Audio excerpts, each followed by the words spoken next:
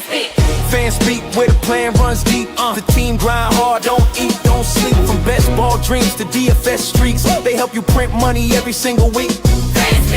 No cap, no gimmicks, we breaking limits. NFL bets, yeah, we live this business. Megan Steve, that OG vision. Draft room killers on a lifelong mission. More stress to the Sunday spread. Fan speaks, that voice that's inside your head. Best ball, DFS, NFL bets. They built it brick by brick, no regrets. Fan speak team, printing money since day one. Fan speak, forever. Welcome back to another episode of Talking Ball with Steve-O Speak, your best ball lunch break, as we're starting to call it now. But I enjoy it. I enjoyed talking ball with you guys, doing some drafts during this lunch hour, or maybe late morning for some people out on the West Coast. But anyways, welcome back. We are, at least here it is rainy and stormy and not fun, but we are in March. We are getting closer and closer to the NFL draft and then finally BBM season. The big board is now sitting at, 68% filled. Little board's a little bit behind, but seemingly, it's at least halfway. And then the bigger board is, even higher, 65%. Obviously a much smaller field, but it is grinding. We're grinding it out. Baseball is going to be filling up, finishing, end of this week. So I wouldn't be surprised to see even more people start to fill up these football contests, and hopefully we maybe get a few more football pre-draft contests.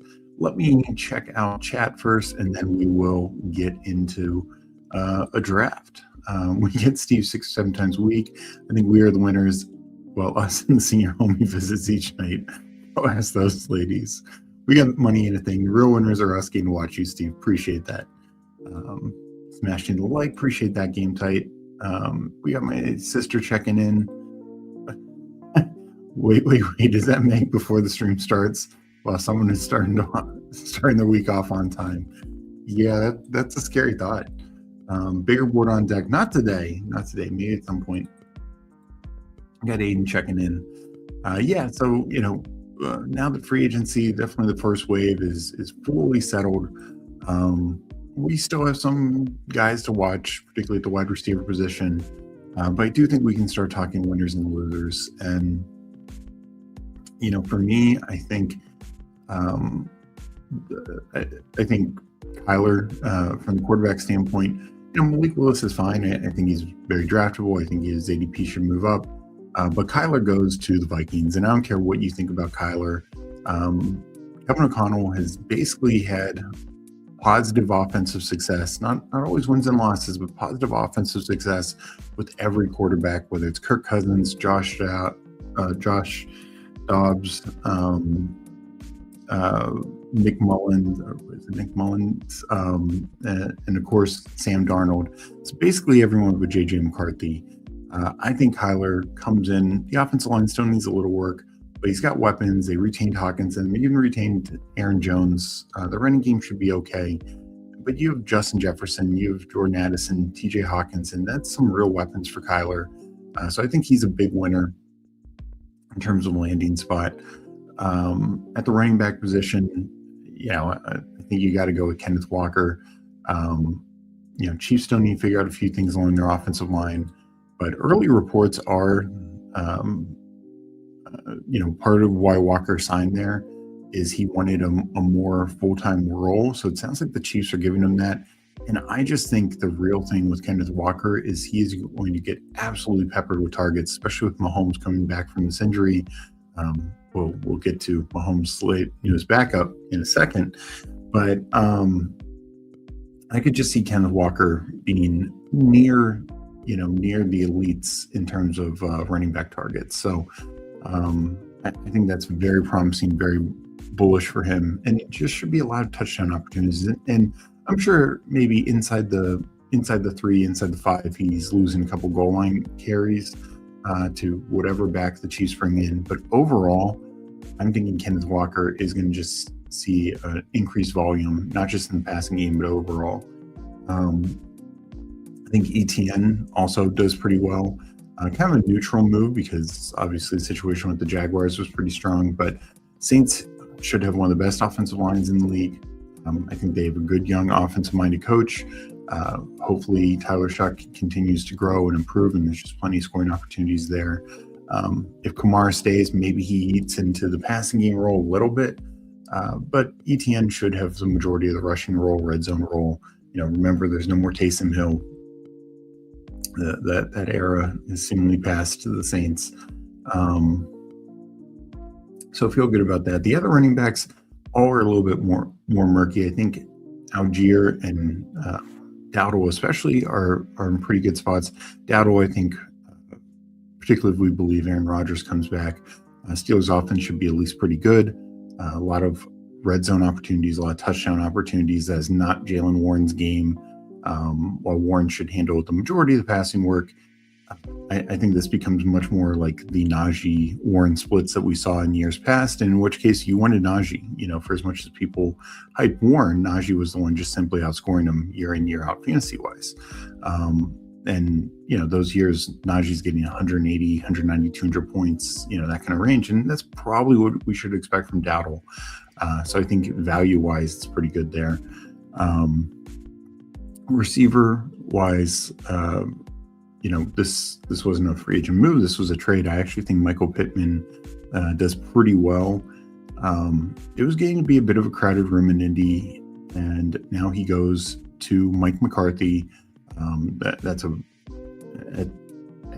worst a lateral offensive move. And while DK Metcalf's there, Pittman should kind of slot in as the clear number 2 weapon on that team. If Aaron Rodgers is back, we know Rodgers loves route runners. He loves the short intermediate area of the field at this point in his career. And Pittman could just really rack up the catches, rack up the yards. He has some red zone ability still. So I think both Metcalf and Pittman do well. But probably the biggest wide receiver winner has to be Mike Evans. As much as I like the Bucs, San Francisco I think is an upgrade. I think Purdy is an upgrade. The offensive mind is an upgrade in Kyle Shanahan. And, he went there for a reason. I think he gets featured. We could see, if Evans can stay healthy, maybe his highest target share of his career. So I think that's very intriguing. Plenty of other solid receiver options. I think Dubs gets a less crowded situation. Right now he's kind of the clear one. I think Pierce coming back is in a good spot. Wandale being back with Dable, I think is positive for him. So I think most wide receiver moves are generally positive. Jalen Naylor just gets a vast opportunity upgrade. And, the one that I'm kind of more concerned about is the Rashid Shaheed just going back to Seattle. How many times are they going to throw? That's kind of the issue for me with Shaheed. Like his price, he can still pay off as a spike week guy here and there, but probably not as good as if he had gone to the Raiders or a handful of other landing spots. Like I said, we still have a few wide receivers who we need to see where they end up, and that could change some of these things. If the Patriots end up going and get Deebo Samuel, well, maybe that knocks Dubs down slightly, or the Titans go and get Steph Diggs. That would seem to be very redundant for the slot, but could be, or even Juwan Jennings, with their head coach coming from the 49ers. Maybe that happens. I mean, yes, that not only buries their second year guys with Calvin Ridley being retained, but that would even knock Wandale slightly. So we'll have to see how all that irons out for sure. And tight end, I think maybe the biggest winner might be Dallas Goedert staying with Philly. We will see if A.J. Brown ends up being traded or not, but I think Goddard stays in a good offense.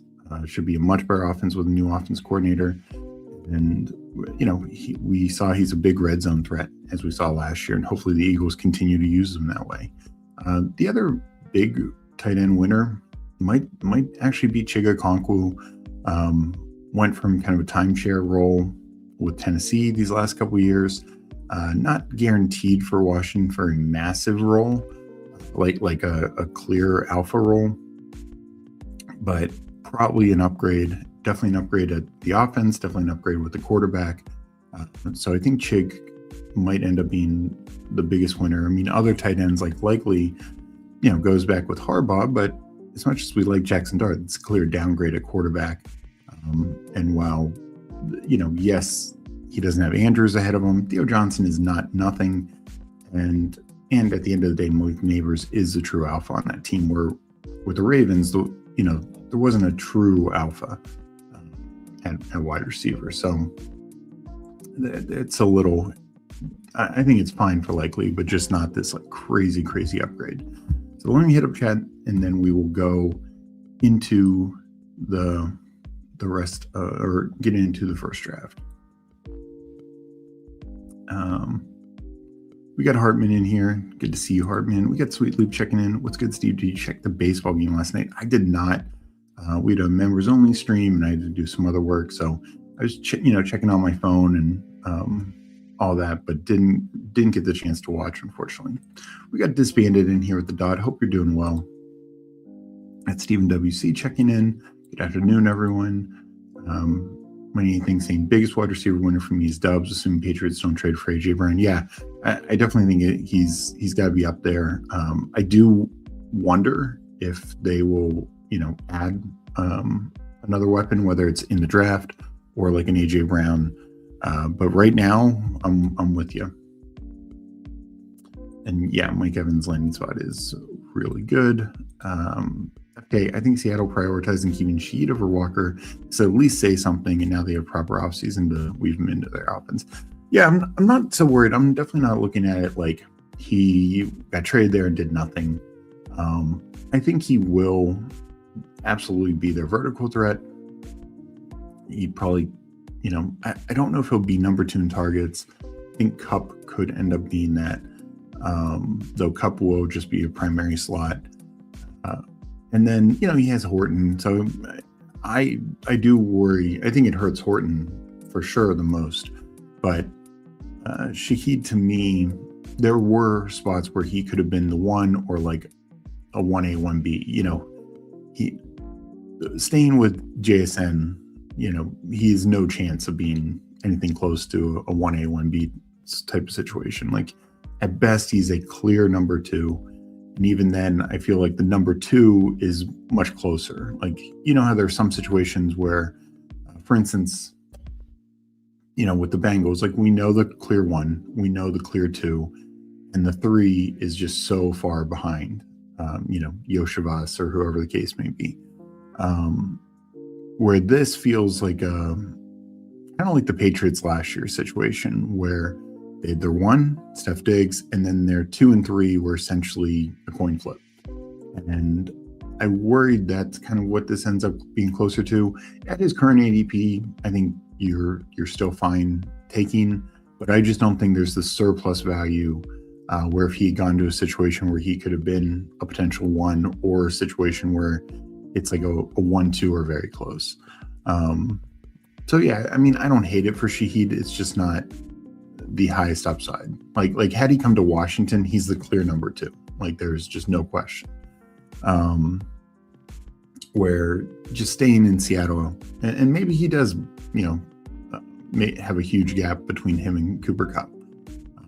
We'll have to see, but it's just not what I expected. But I do agree they did prioritize him over Kenneth Walker or any of their defensive starters.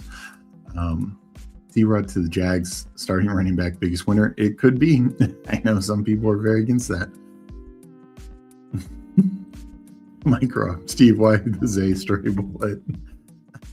Not a knock, just not in the same range as Malik Neighbors. Just a bit of a gap between Zay and Malik Neighbors. We got Danimal in here, GM. And Fantasy Football Analysts, I think AJ Brown is already Patriot. Eagles just wait until June 1st. Very well could be the truth. 100%. And I do think, if the Eagles like take a first round wide receiver, because they're going to kind of be in that pocket where, maybe Jordan Tyson's there. Maybe they prefer Malik Lemon. Maybe they pull up David, Boston or Concepcion or somebody else. So if they take a receiver in the first round, I think that can be very much an indication that they then are trading AJ Brown, because it's kind of like they're in a tough situation, because if they wait to trade AJ Brown, this is the issue the Cowboys had. Now, I don't think at the draft last year, the Cowboys knew that they were going to trade Micah Parsons, and they did take a second round Ezraku. But if they had done it before the draft, they obviously would have gotten a first round pick, could have taken a first round edge as well, or maybe just taken another edge, or then filled it in better with free agency. But by waiting until as late as they did, they were forced to go into the year with a very depleted pass rush, and it absolutely cost them. Those picks are great, but it's a difference of the Cowboys trading those picks versus, like, say, the Jets during the season when they're trading away Sauce and Quentin Williams. It doesn't matter that they're not getting immediate returns. So for the Patriots, for the Eagles, if they, their window is definitely now. So if they get rid of AJ Brown, they need to have some sort of replacement, and just like a third round replacement probably isn't cutting it. Again, if this was a team who contention wasn't the biggest priority, let's say the Raiders revisit the Max Crosby situation come June. They could trade him. I mean, they've signed multiple free agents, but if they draft a third round edge, they're fine. So I think the draft could be a very good indicator of where the Eagles' minds are in terms of AJ Brown trade. Flyfish asking thoughts on Mooney to Giants. So, I don't think this changes the Giants' trajectory. They could still draft a receiver early. I think it's a fine landing spot for Mooney. He's just basically kind of contending with Slayton and Calvin Austin for this. And Mooney can play in the slot. Also, he can play outside, he can play inside. And also the other thing is, Malik Neighbors, as great of an outside receiver as he is, they could start to utilize Malik Neighbors kind of like Jamar Chase, who Chase gets about 35% of his snaps inside. Just get him some, and CeeDee Lamb's kind of in the same department. So having guys like Mooney who can play outside does help in that regard, because then it can either you're moving that guy around, or you can move around your best player, Malik Neighbors, and make it into quite the chess match versus defenses where you line them up inside, line them out outside, give them some great easy looks, mix it up on the defense. So I could see them going about it that way. If the Giants don't draft a serious top-end receiver early in the draft, then Mooney has a chance to be their number 2 receiver. I think it would come down to him or Slayton. I think both are better than Calvin Austin. And as Spike Week guys is like a late 20th round click, I think they're fine in that department. Yeah, that's exactly where I'm at, Steven. So, all right, let's get into the first draft. Big board here. I got 60 more to go. So I can't get too crazy because, still plenty of time before the draft. But we are going to enter. I'm going to count it down.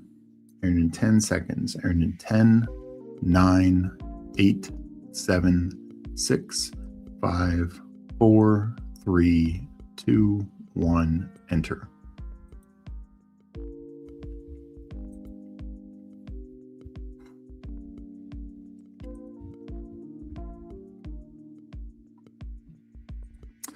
Yeah. No, I think there are quite a few landing spots still left to figure out. And I think you highlight pretty much most of the big ones there. That will probably have some fantasy relevance, but it's going to change. Some of these could change dynamic, like even a running back situation like a B-Rob or Najee probably aren't going to be too costly. And, I know some people are already taking like Isaiah Pacheco for Lions, but they could sign one of those guys, or another team that we feel like I'd take Ray Davis a lot. What if the Bills just say, you know what, like Ray Davis is fine, but let's bring in, Najee for a prove-it contract behind Cook. Not that hurts Cook, but I think that could nuke a number 2 back that we're maybe potentially taking right now. So even in that situation, those things are going to matter. And then, wide receiver wise, not even so much the Wandale thing. I mean, that made me question DK slightly just because they both operate out of the slot so much. But them retaining Calvin Ridley, I'm definitely going to be lower on Iomanor and DK now going forward, just because while I know he agreed to a reduced deal, they could have saved a good chunk of money and by just outright cutting him. So they have to have him in their plans at some point. And I know he's coming off some serious injuries and stuff. But them keeping him does make that wide receiver room more murky. And some of these guys signing are going to do the exact same thing. It's still waiting on one person.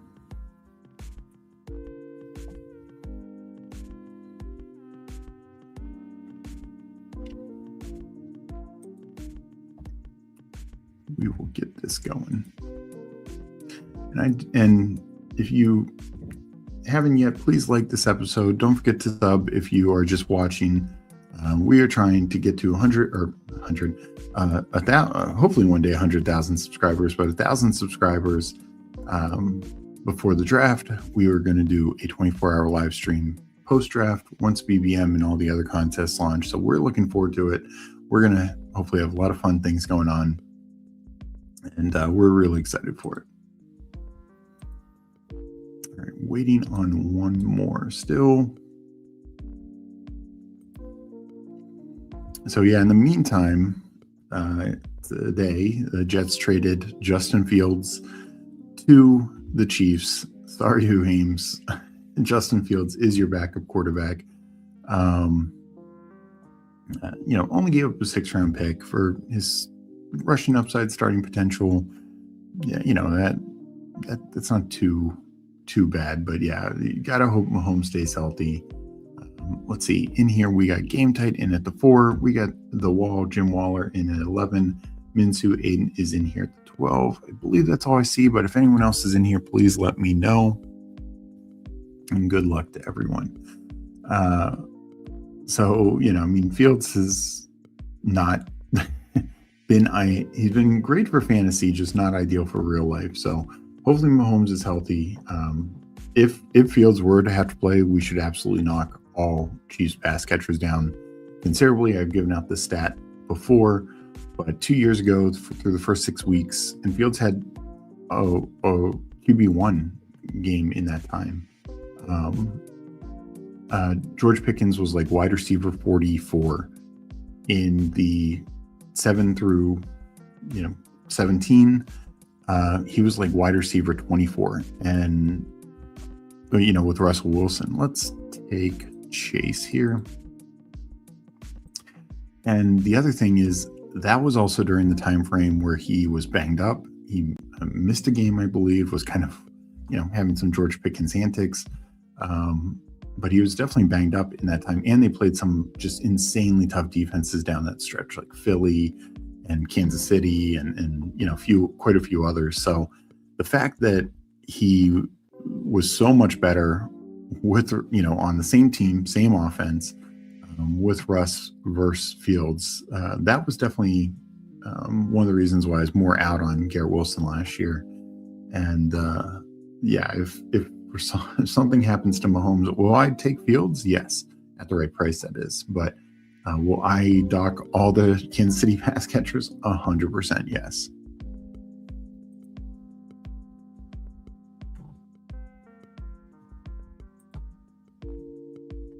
I mean, still the answer, Steve. We'll see. I already have a good chunk of him, so I'm just fine, letting it play out. Let's see if they do anything else in the draft. I guess I also just worry, even if it's not a first rounder, I'm not really expecting to be a first rounder, but they draft a receiver in the 2nd or 3rd round. Now it's starting to get pretty crowded in that room. yeah, I mean, overall Fields as a backup feels fine. I agree. I was wondering if they amended his contract because I thought he had a decent cap hit. And it would just be surprising for the Chiefs to pay an exorbitant cap hit. I mean, when Mariota signed for $7 million with some incentives, and others, Gardner Minshew $6 million with then some incentives, like it would just be odd to me if they're paying a borderline starter money for Fields. So we'll be interested to see if that is okay. So yeah, it is. Looks like it's only $3 million that they'll be paying. So that ends up being a great deal. Okay, I see.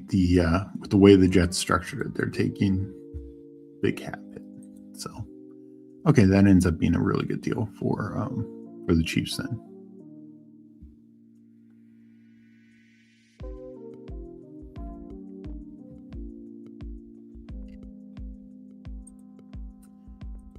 The Cincy start, I think, actually feels really good. Just let's put Burrow in bubble wrap and keep him healthy.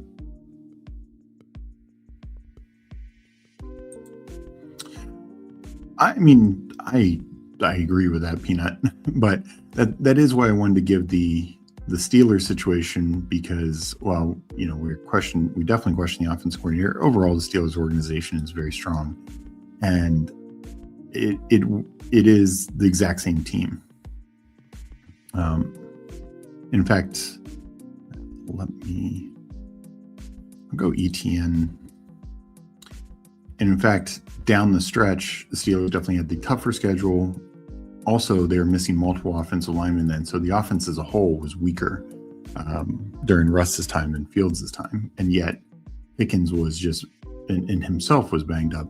Pickens was just vastly, different player with Russ than Fields. I like seeing Tennessee retain Ridley, but wonder about the usage because Ridley excels from the slot where Wandale does. Ridley at X. Yeah. I wonder. I do wonder if they'll maybe try Ridley more as like a Z, and see if they is not just on the line constantly, because that's definitely not his game. But he has also gained a different part of his career, so it'll be interesting. I've started to take Ridley some. I really wasn't taking him just because I figured he'd get cut, and I just didn't know with him getting cut, like he could be in that kind of like DeAndre Hopkins kind of veteran guy where every now and then those guys will go to a team and have a good role. But a lot of times they're just, like 500 yards type situation.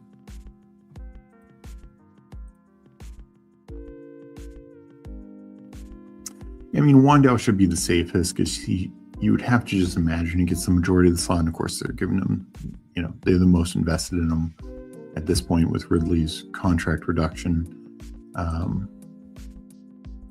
So Wandale's definitely in the top 100 now for me. Better on full PPR sites for sure, but I think he's fine. It's just how do we now kind of mix it up for everyone else?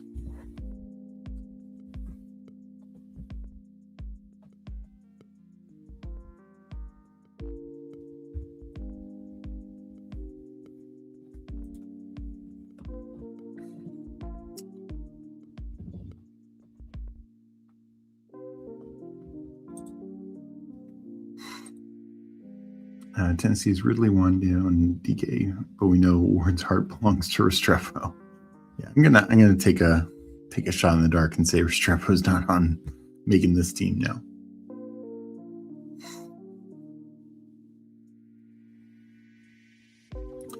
I will be interested to see. I don't know if Ridley can do that anymore. But Ward in college had some nice vertical ability. And it'll be interesting to see like who could fill that role, because I'll make this pick and then I'll comment. Let's see what game tight leaves me.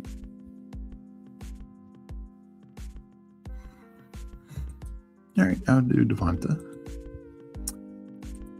Like last year, Wan'Dale did have some vertical plays, but they were usually like broken coverages, which, you know, some was him like using his speed to put pressure on the defense for sure.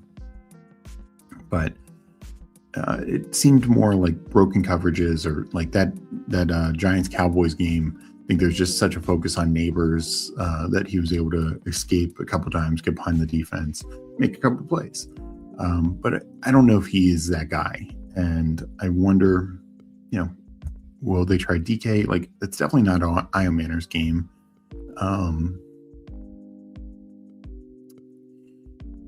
We will go Devonta. And, you know, Ridley has flashed that in the, you know, has had that in the past some, but I just don't know if he has it anymore. So I'll be interested to see who kind of is their vertical player, even whether it's a vertical X or a vertical Z. You know, maybe DK. He's definitely got the speed. But it'd be nice if they had somebody who could consistently win downfield.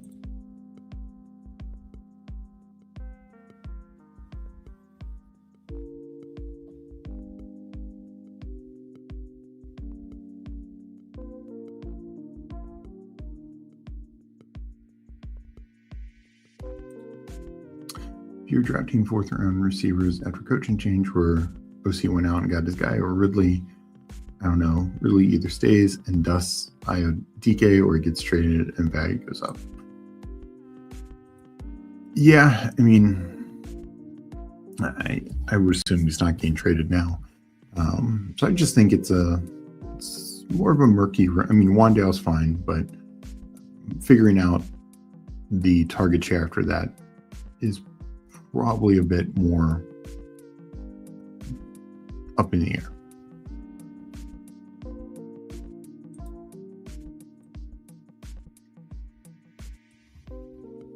That's how I see it.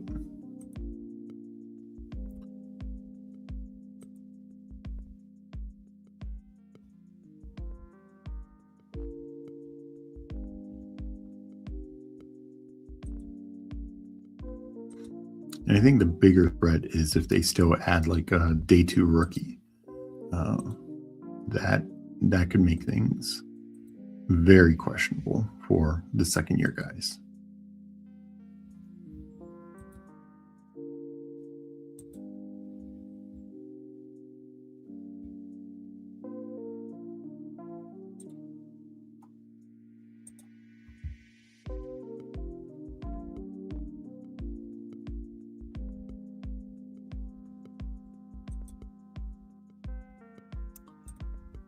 Right, coming up on a few picks here. Aiden is saying at 3-3, so it's the wall. Jim Waller at 3-3. Game tight is 2-3, as am I. So none of us taking a quarterback yet, or tight end.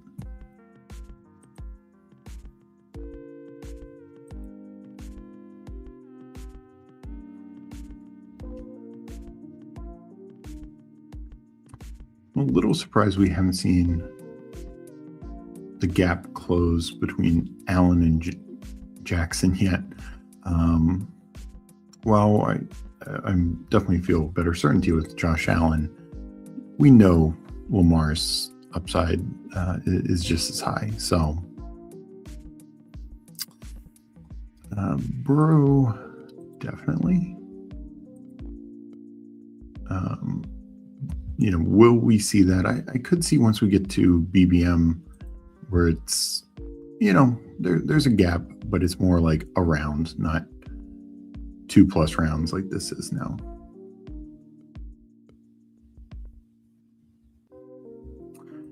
So I guess the way I viewed it, Flyfish, was I knew they would add. I just also thought they were gonna subtract with Ridley. So I figured probably one of DK or Io Manor was going to had the chance to be fantasy relevant. And since you were taking them at 170 something and 190-ish something, that's not much of an investment for guys who could be the number 2, the number 3. You know what? Let's just double tap quarterback here. Don't do this too often. But both are stacked up. Both fit right in line with the ADPs. In fact, about a half a round fall in both. And that now feels good. Can wait on quarterback later. So I ended up with a decent share of both, and I'm okay. I'll just not really be taking them from here on out. I think there's obviously currently still a path for one of them to be fantasy relevant. It just is definitely thinner, and there's just more risk involved.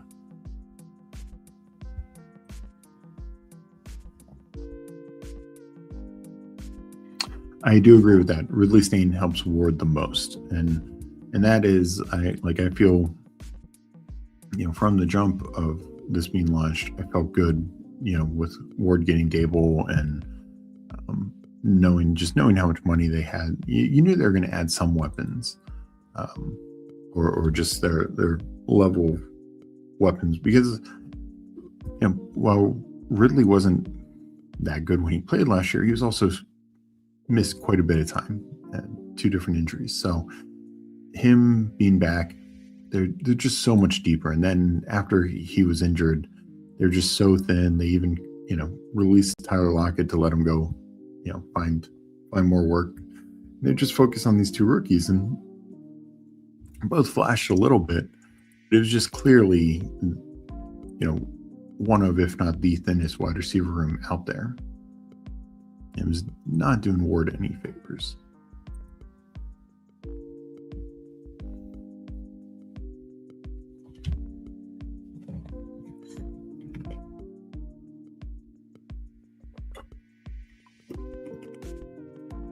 It's also very positive. Ward's last couple games, he was playing a lot better. So hopefully with the second year, more weapons, new OC, we can see the Ward, Cam Ward that we all kind of thought we would get.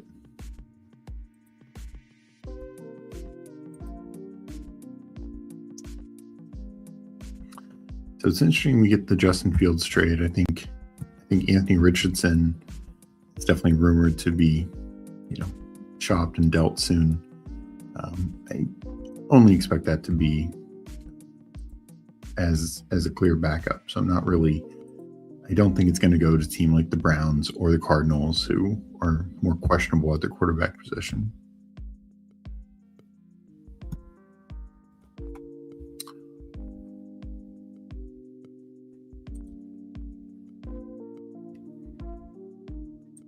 I'll take Pitts here. So I went double anchor. Do want to get back to the running back position, but I think Pitts, as I said earlier, ends up as a big winner in the 90s, where what his general production has been of late. That's more than enough value, and I think he could, in a sense, begin an upgrade given his expected role in Mike McCarthy's offense.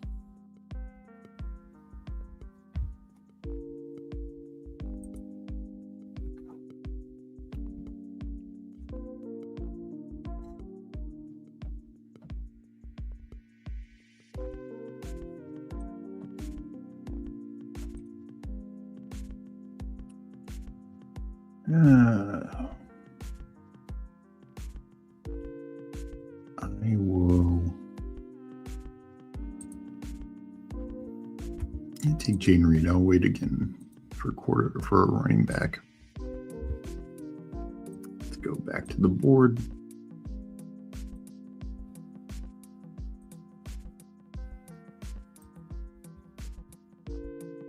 So now staying at 2250. Could end up with only 7 receivers. Maybe I do 7 running backs, even with the double anchor. Just Quorum was fine. I was hoping for one of the Steelers guys to fall back to me. That didn't occur. Well, receiver-wise it did, but not the running backs.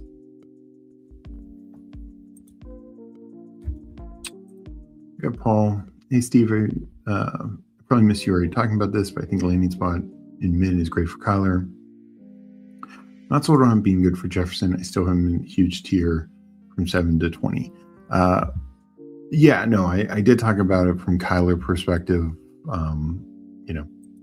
Kevin O'Connell had success with every quarter. I think he gets the most out of any quarterback he's had, with the exception of JJ McCarthy.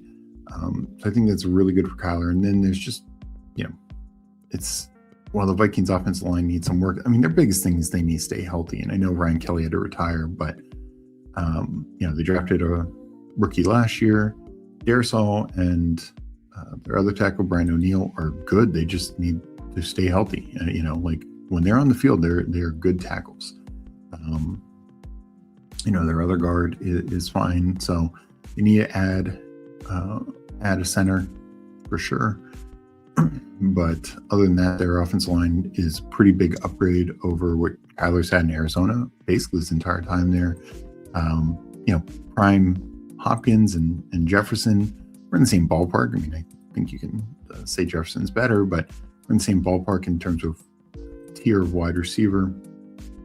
But on top of that, we're talking Jordan Addison, we're talking TJ Hawkinson, two solid running backs. So plenty of nice weapons. And I do expect the Vikings to add some more to their wide receiver room as well. As for my biggest thing, and I'll make this pick and talk about it.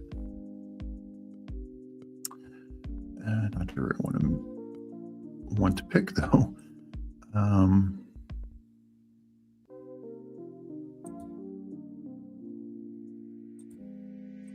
I'll take Jonah Coleman. Haven't been taking him a lot lately. I still think he could be a third rounder. And just might get more of a touchdown role.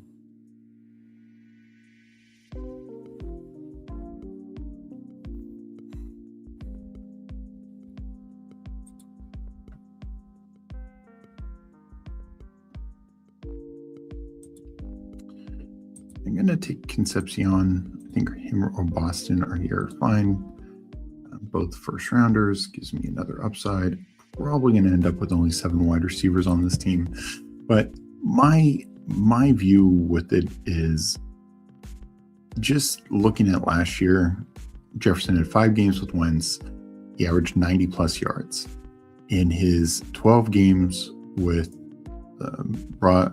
JJ/Brosmer, he averaged under 50 yards, almost doubling his production. His only 2 touchdowns did come from JJ. But that to me is more noise than substance, and I think obviously he was just getting way more targets, way more catches, and way more yards with Jefferson or with Wentz. So I don't consider Carson Wentz a good starter. And I know you say, oh well, Kyler has some inaccuracy issues. Sure, I get it. But I just think they will find a way, like Kyler and Jefferson. I think they'll find a way. And while this is tougher to rely upon, but Kyler does have that ability to scramble around and, buy time. And he needs kind of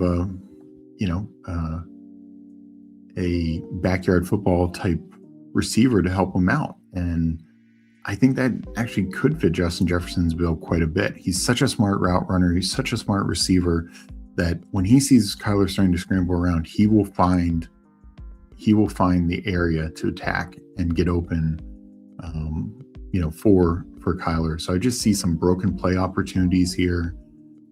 It might be a bit more up and down from what we had from Jefferson in the past with, say, Darnold or Cousins.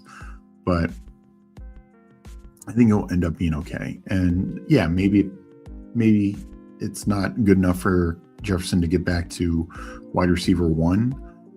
like challenging Puka and Chase. But I think end of first round is very reasonable for Jefferson at this point.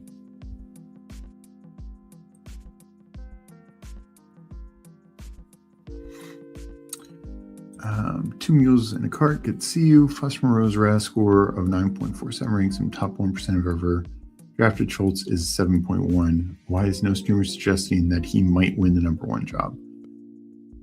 I mean, my thing is, like, things like RAS score and stuff like that are great, but usually it's from the jump. Like, at this point, we know what Dalton Schultz is and kind of know what Moreau is. And Moreau to deal with that fight with cancer and everything, and thank God he's healthy and all that. But I just don't see him coming in and being this like tight end who would overtake the role. And they also gave Schultz an extended contract, so clearly they're buying in to Schultz, is what I would say. Like, part of my issue is that I just don't think it's open. The number one job is open. Now, if Schultz gets injured, maybe it could be a Wally Pipp situation where he can't earn his job back. But right now, I'd be kind of shocked.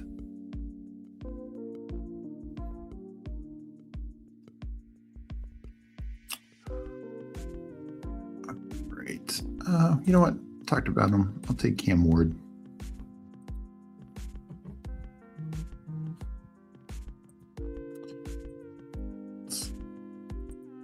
Let's see if we can get Goedert.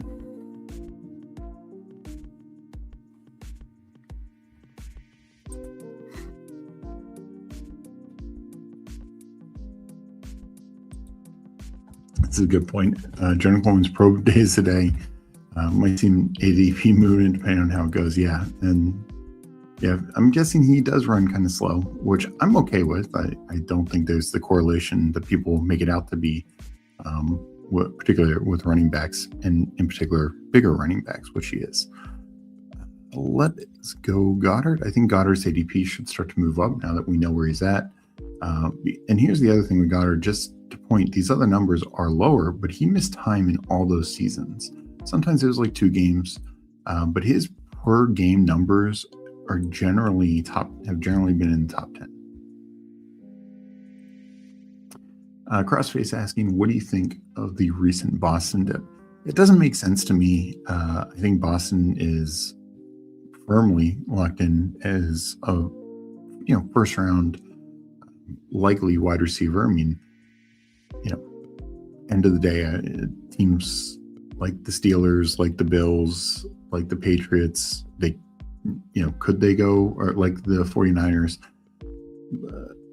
2 weeks ago, I thought they were all very live to take a first round wide receiver. Now, maybe one does. And if so, it'd probably be the Patriots. And sure, maybe a surprise team like the Eagles takes them.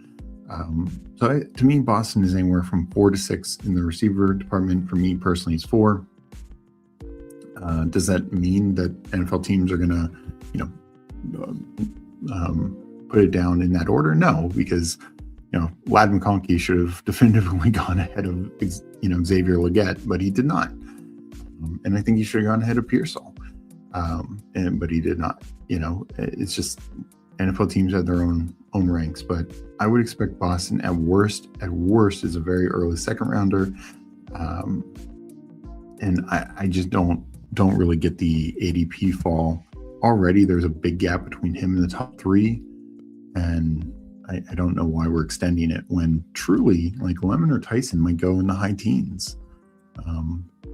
Even if one goes to, let's say Tyson goes 14, and that is the third receiver taken to the Ravens. Tyson goes 14. The next one could be the Eagles, just a couple of picks later. The Panthers could take one. Of course, somebody trading up. Like there's just a lot of viable options. The Jets at 16 could take a receiver.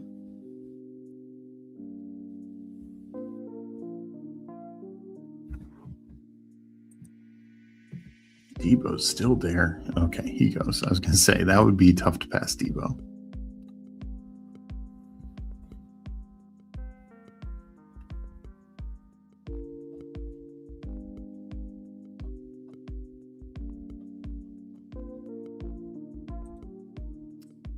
Great. I am firmly of the belief that Connor is going to be no worse than number 2 back there. So I think plenty of value upside.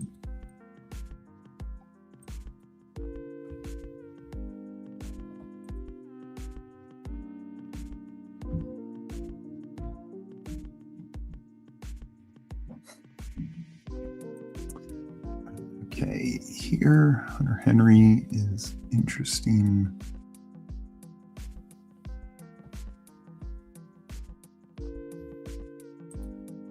Yeah, there's a lot of early buzz that, Patriots could look at Likely or Chig or another pass catching tight end. That didn't happen. I still assume they add a tight end. My guess is it's more in the draft, and my guess is that it's, I wouldn't be surprised if it's somebody like a Max Clare or somebody like that in like the 2nd or 3rd round. But I don't think that's a threat to Hunter Henry. Henry's in kind of like last year's deal. I think he's their tight end, They'll add somebody, but at this point, it doesn't look like a major threat. Kyler scrambles like my 3-year-old when she steals goldfish from the pantry. Does she have a good arm? Good arm, but major on the field issues.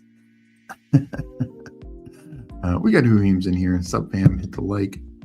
Appreciate that, Whoheems. Yes, if you haven't already, please hit the like button. Those who are just watching, come on down, sub to the FanSpeak Network. We're doing shows basically every day. Sometimes there's 2 shows a day, like definitely on Thursdays when I usually do one in the lunch hour, and then we sibling showdown at night. We also have members only shows, so sign up for that membership. Not only do you get your emojis and things of that, but you get team reviews. We review any FanSpeak member draft. Also, we do a couple of members only shows a week. I will be taping one this afternoon as well, talking about the guy I just drafted, Casey Concepcion. There's a lot that we're doing. Also, you can sign up for a Discord that is free, link in the description below. Plenty of good content there. And at the moment, Mike Robb is doing a bracket challenge for FanSpeak in the FanSpeak Discord. Sign up, jump in, do your bracket. Should be a lot of fun, and appreciate everyone for joining me here.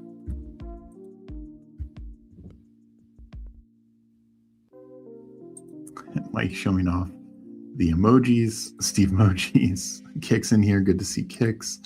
How is the draft still plus 1 month out? Yeah. All right. There's DK.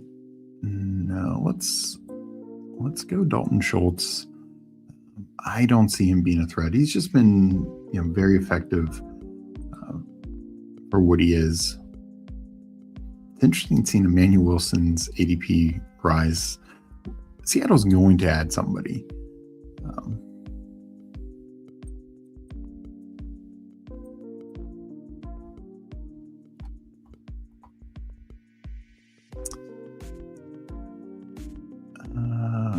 Let's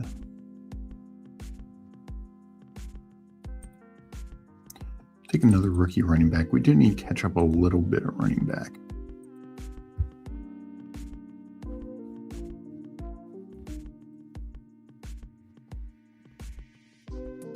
But yeah, the draft is about 5 weeks away, because it's a little earlier this year in April.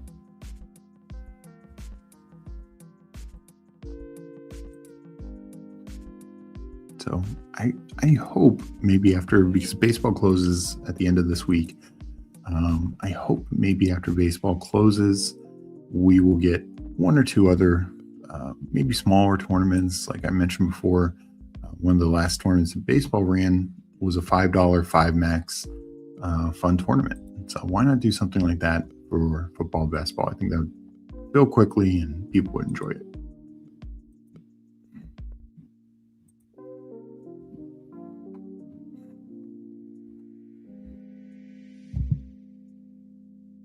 Kyle Williams pull up. I actually think that's fair. I want to get more Kyle Williams. Feels like at this point, one of Butte or Kyle Williams will be fantasy relevant. Even if they add somebody else, I think one of those two could end up being there,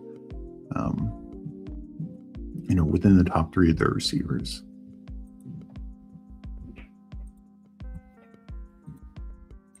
So I'm trying to get some shots at both of them right now.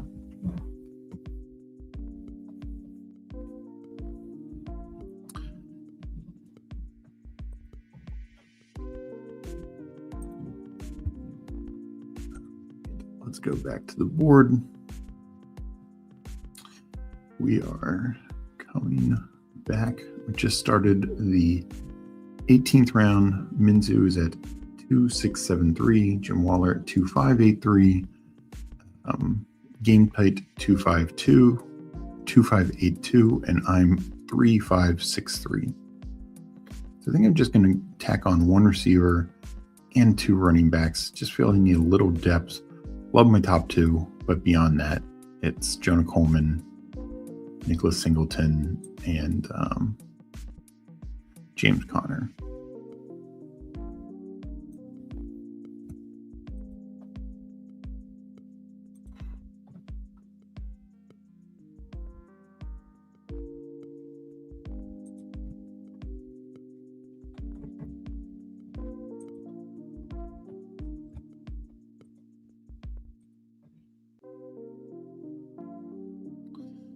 Running backs getting kind of thin, but I might, tack on a rookie, maybe two if I need to go Claiborne here, but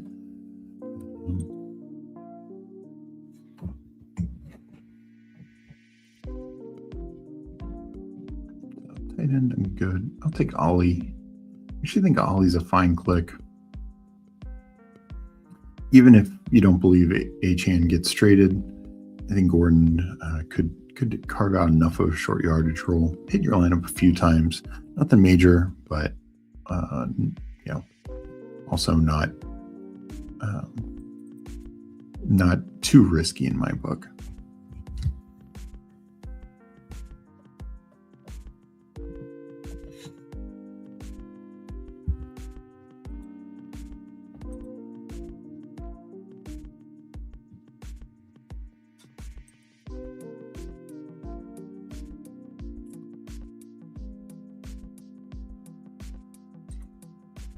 So we talked about this a little bit. Manor, maybe he ends up being the fourth receiver or even worse. But here with Cam Ward, I think it's still okay, 19th round click. And we have one more pick to go. Let go to the board. Yeah, because the little board, it's the same size as it was last year, but that was 50 max. So not sure what they were thinking.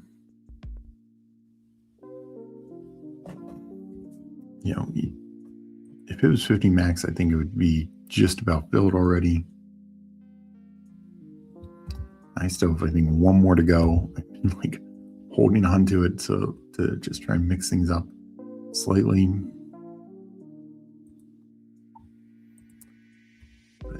Yeah, I understand, because last year they had two little boards, and they were both very different in terms of structure, advance, prize, types of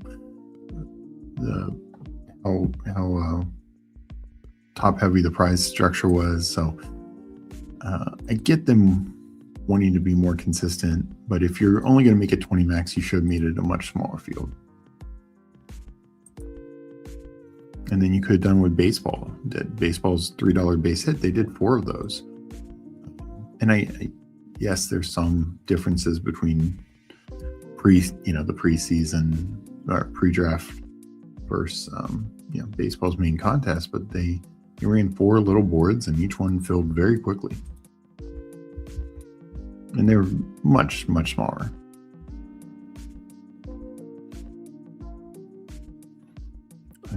Football wouldn't have had to make it that small, but you could have, not even necessarily half, but because obviously it'd be filled already, but you could have made it 3/4 the size, and I think you would be in pretty good shape.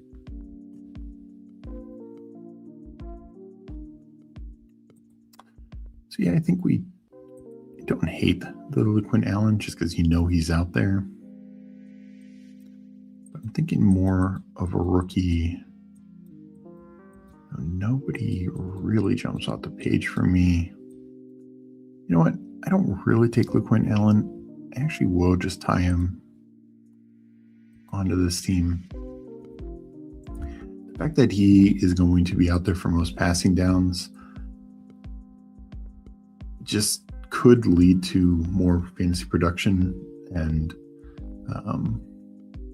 I just think that an injury occurs, he could just see an expanded role as well. So I'm not going to take a lot of LeQuint Allen, but in 20 rounds, I don't hate him. Like as a last round click. Pick saying, sorry, I know this isn't a baseball show. I can't believe USA beat Dominican Republic. Yeah, definitely consider a bit of an upset. I mean, Italy beat Japan, right? So, was that it? Yeah. Sorry, I've not been following the World Baseball Classic as much, but yeah, I did see the U.S. winning last night, which was awesome, and I will try and catch the last couple games because it's going to, I think, the semifinals and then the finals,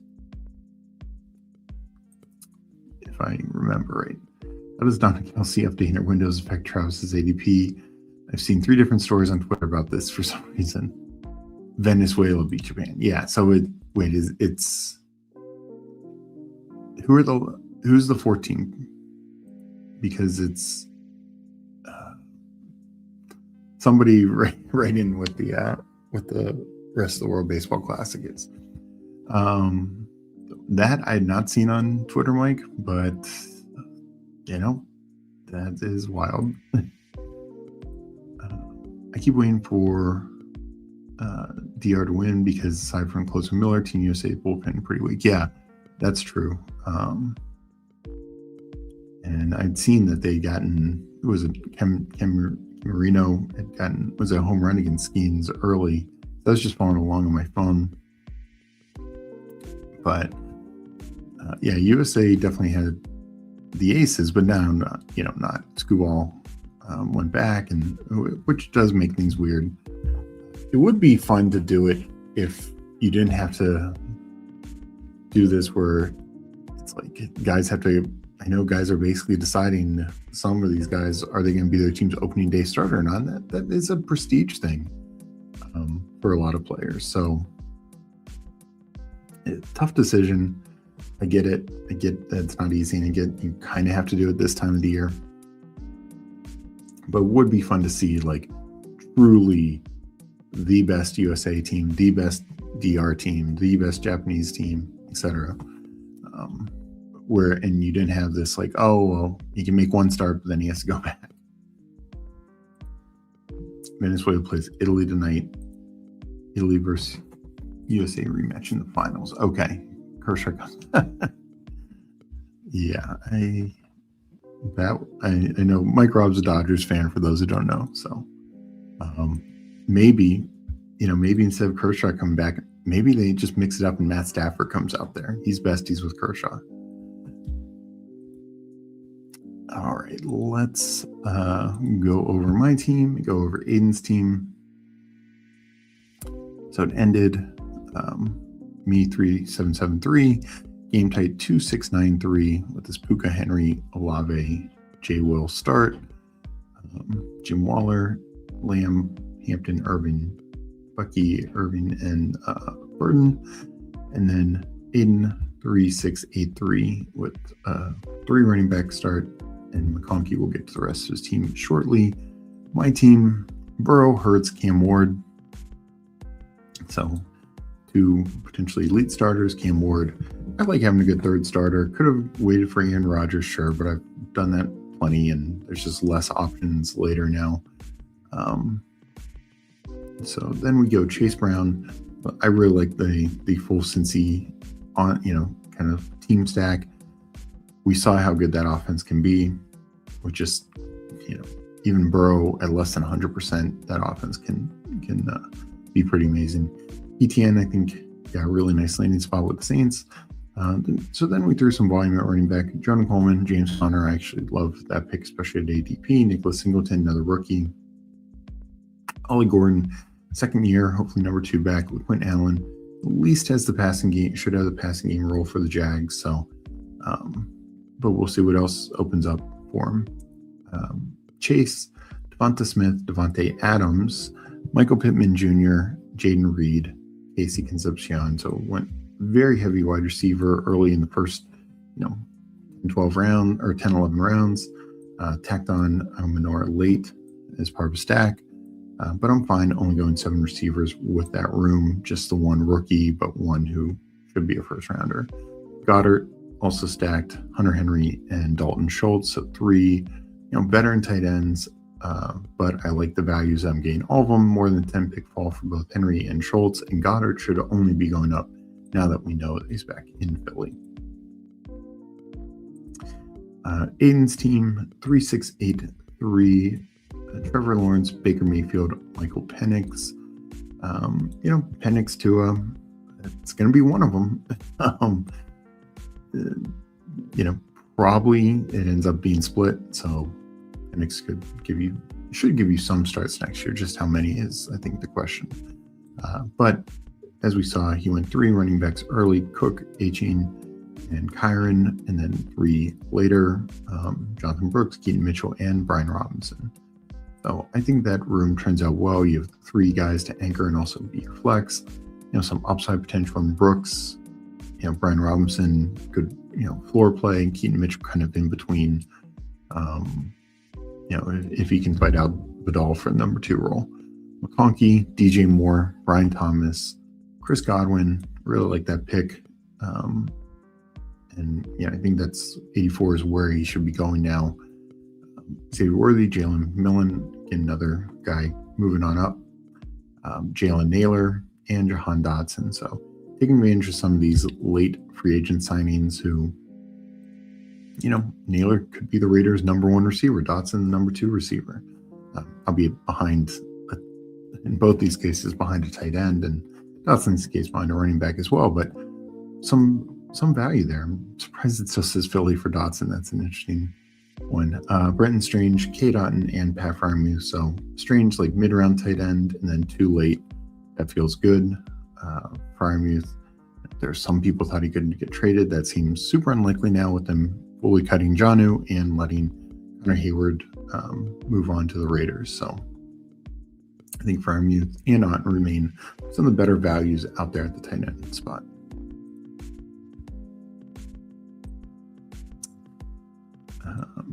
We got GAB in here.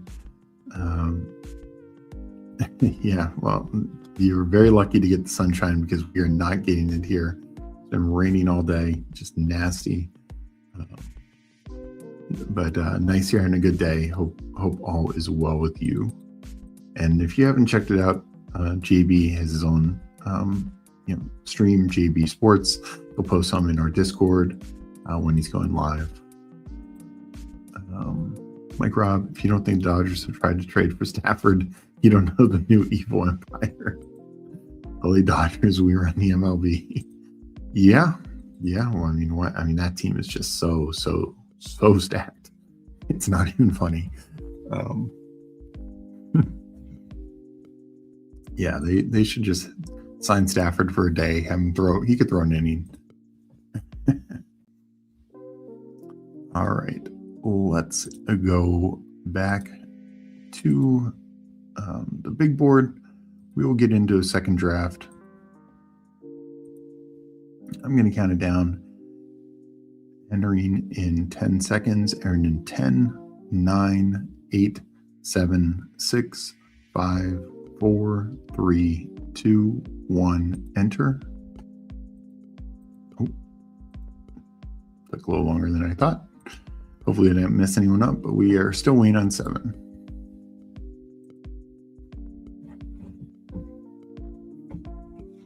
I will mention for those who do drafters, their big contest is nearing filling up. Probably will fill up within a week. So they did drop a $3 one also. But if you do want to get in any of their $10 one, now's the time, because I wouldn't be surprised if it fills up within a week. It has, let me just check real quick. I'm waiting for this to fill. It has 12,546 entries of the 13,992 potential ones. So it is just about filled. I need to get in a couple more myself.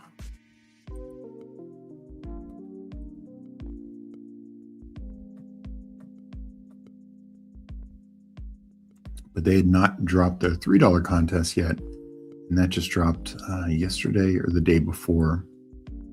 So still can do plenty of mini best ball on Underdog or on drafters.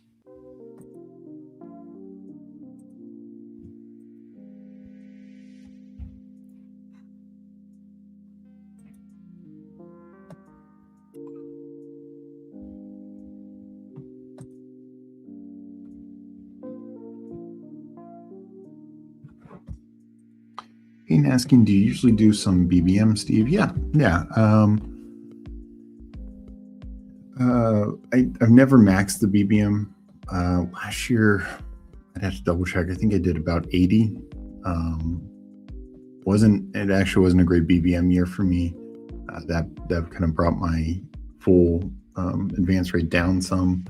I was trending really well, and then the double injuries of Scadaboo, who's like my highest running back, and Kraft, who's my highest tight end, in that middle, like week 8, 9, whenever they both got injured, that really kind of hurt me overall, but definitely my BBM exposure. But yeah, no, I'll do plenty of BBMs. Meg and I will do BBMs on some sibling showdowns, but we'll mix it up with other tournaments. We'll see what other forms they have this year as well. Hoping they retain some version of marathon and sprint. I think those are two of their better tournaments. And, I'm sure there will be eliminator and some weekly winners. I'll do those less sparingly, or less, but then the lower dollar ones, love Superflex contest. Had a Superflex finals team in the Superflex German Shepherd this past year. So almost got all the way home there. I think I finished 15th in that. So I'm in the 2 spot here. Thad on real time is in the 3. Crossface is in the 9. Game Tight is in the 10. And Minsu is in the 11.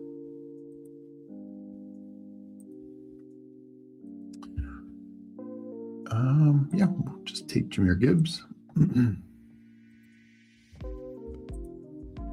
that's the other reason why we want to do the 24-hour live stream post-draft, because ideally, and don't know this for sure, but ideally, not only will there be different dollar level contests, not just the BBM, and or the puppy, but hopefully we can do a marathon, we can do a sprint, we could do, an eliminator team, mix it up during those 24 hours.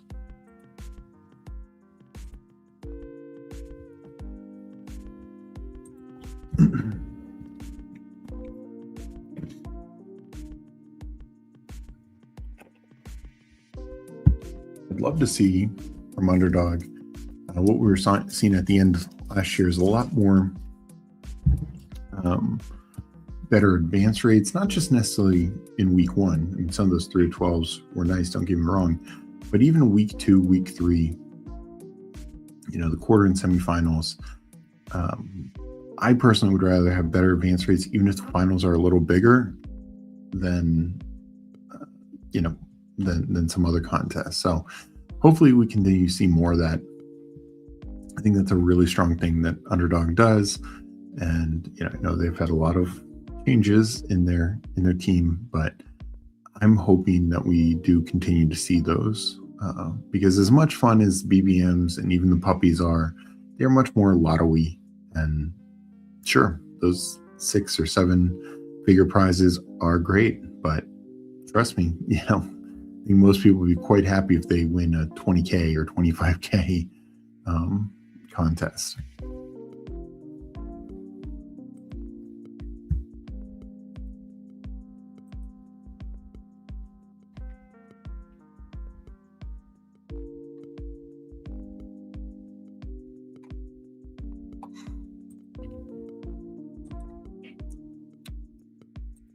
Coming up in a few picks here.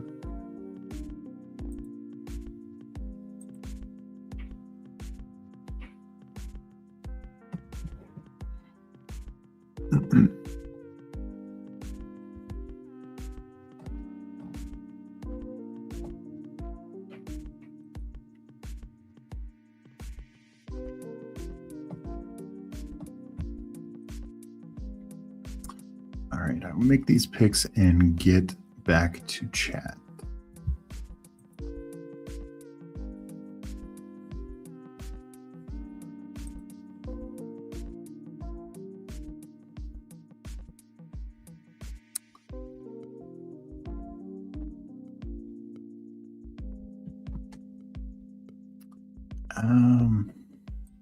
Down to Chase Brown again.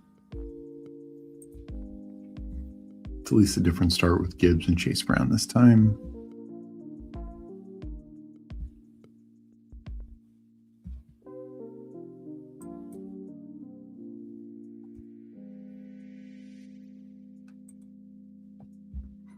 Like Chris Olave, I think he is very solid in this range. All right. What year was it you placed fifth, top 5 in best ball? I remember hearing the first time and was like, wow, this guy knows stuff. Appreciate that. That was not this past year, the year before. In the big board, what we're drafting now, I had a finals team and I finished 4th that year. That year I had 13 total underdog finals teams, including in the eliminator format that year. That year the eliminator was different. It's the same as what baseball eliminator is now. We had 3 different superflex ones, various like puppies and poodles and stuff like that. We also, in the higher single entry greyhound, I had a finals team, and that I thought going into the week was going to be my strongest. Ended up being one of my weakest. Just had a couple injuries and guys just didn't pan out. But it was a really, really fun year, really fun sweat. And of course, that big board team was the one that really came through and almost got all the way there. Would have finished at least 3rd, if not 2nd, if not for that Jahmyr Gibbs run at the end. So that hurt. We got touched on Mr. Mufasani, GM. Hope you're doing well. Oh wow, you're keeping that money. Yeah, no, that was quite a nice year.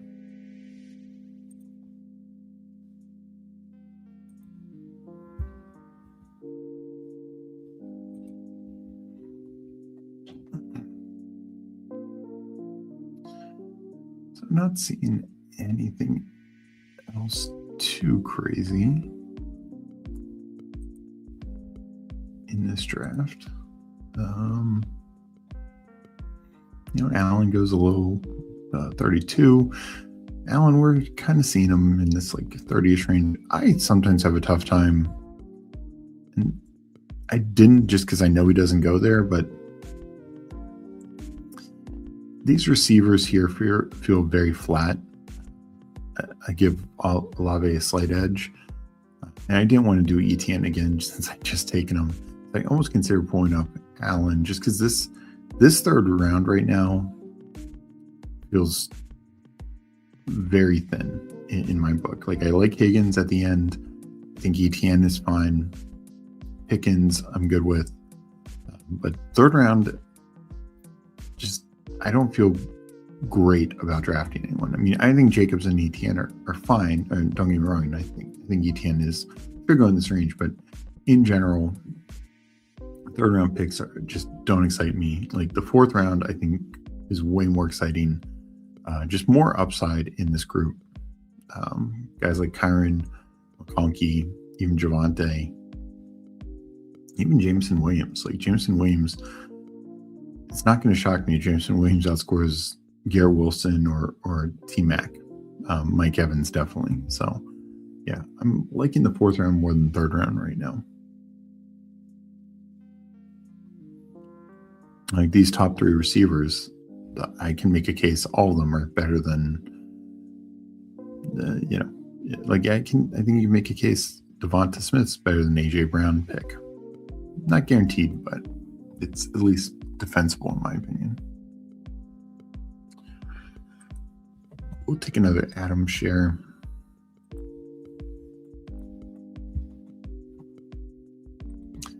I hate Goedert at price, man. I still can't comprehend how he's still. Yeah.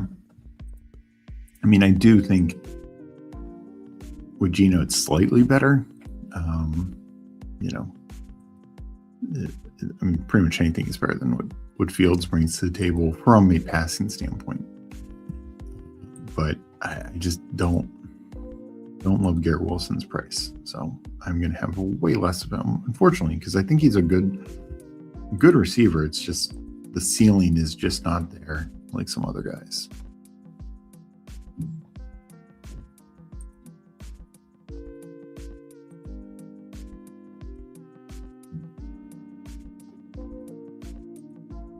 Even last year, where we got off to such a good start, most of it was garbage time. And while we should expect plenty of garbage time opportunities, we just generally don't see, that much consistent production in garbage time. Like at the end of the day, bad teams, if garbage time meant fantasy success, we'd see more great players from bad teams. And we just rarely see that. There are always exceptions. Do not get me wrong. But it's just not as consistent.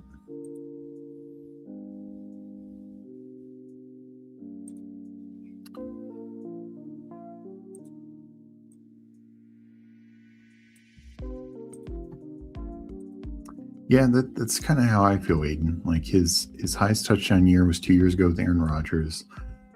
So, and even then that had Devontae Adams. I just feel like if he was paired with a great quarterback, then that kind of profile can hit. But his profile is a bit more limiting just because he's not like going to be a big time touchdown guy. Well, he gets some chunk plays. It's not like he is a guy where you're like, oh, well, he can throw the ball deep and hit home runs. So, yeah, it feels like you are just taking he should be like a late, and my thing is not only a fourth rounder, but kind of a late fourth rounder in my book.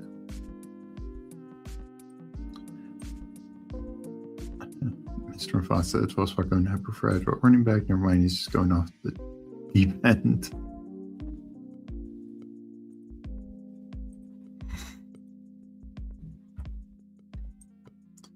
Yeah, 5 straight running backs. Megan and I did that the other day. It actually turned out not too bad.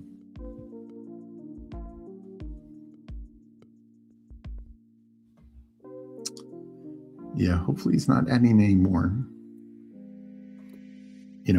With that, you do have to treat it. I think it's easier to do post-draft, actually I should say schedule. Again, not just 5 in a row. Let's see here. We will take Drake May. Because the only way it really works is if you can kind of guarantee that you're covering your flex. So the one issue that you come up against is if you have like 3 guys on the same buy, then it's really punishing you. Is that week you can't even rely on one of them to hit your flex. So I like it a little, less here. It's risky now. It's riskier now, I should say. We'll take DK Metcalf. I guess with the 20-round format, if you're throwing like 9 receivers, it can still work out. Definitely not the ideal. And I think partly I would have some concerns just with where Bucky's at right now. Like, yes, it's a discount, essentially a round discount from where he was going a week ago. It's a little too risky of a pick. And kind of the same with Quinshon Judkins, just being on such a bad offense, he'll be fine. But if you're going to take 5 in a row, I want them all to be home run picks, if that makes sense. Like, just them all to have the upside to exceed their ADP, so you feel like you're getting value. Like, he get Kyron on the turn back, but he ripped off 4 running backs instead. Yeah.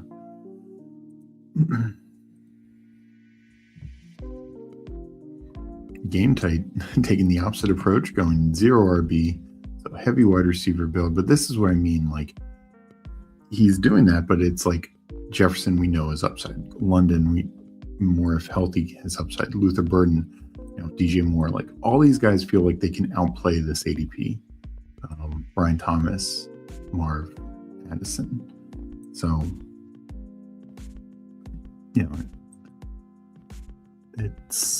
it obviously carries its own risk, but the way it works is if you hit home runs with those picks, like they're just singles and doubles, having the depth at that position,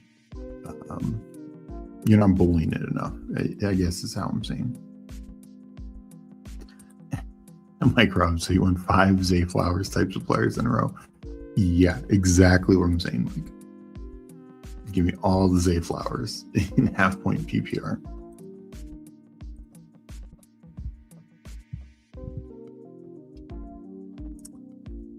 Yeah. We'll see. Well, especially how Game Tight should. I'm guessing still in chat. Can pull this off. Pulls up Kyler for Jefferson. I like that.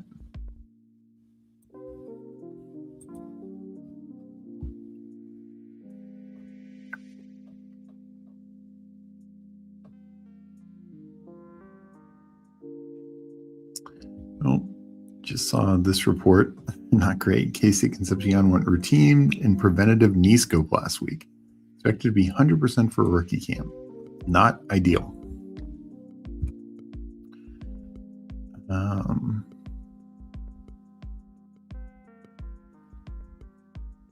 We will take a Kyle Pitts share here.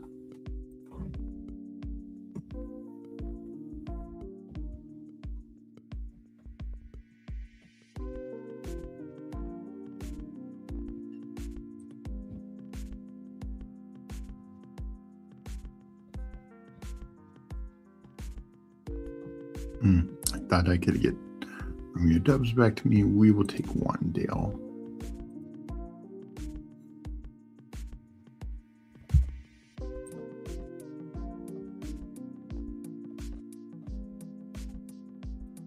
Yeah, I don't take Henderson a lot, but I didn't highlight this when I did it. But obviously, that made the Drake May pick more. I should have just taken Romeo Dubs there. I don't know why I thought I should push it. But I like Henderson when I have 2 backs I can rely on, Gibbs and Chase Brown. Henderson can be my spike week guy, hit my flex enough, etc. Yeah, I'm really regretting taking Pitts over Romeo Dubs. Sorry, tilting myself. But, I want to have shares of Henderson and even Harvey, and especially Harvey's a little easier now that he's falling a bit, but it is, I don't want to have 0 on those guys.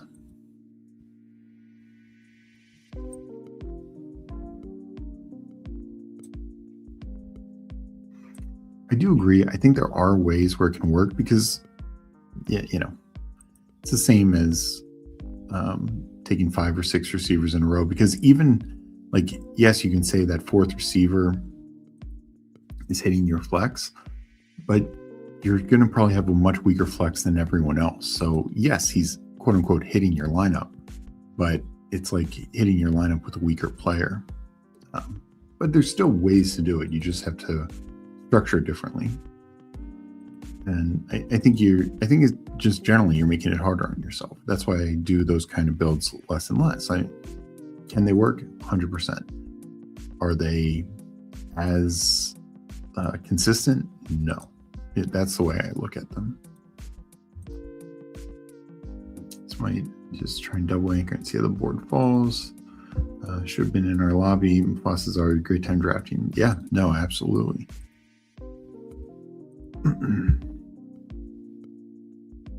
I like that Dobbins pick. Yeah, I think the fact that he's still going past pick 100, I think is pretty good value.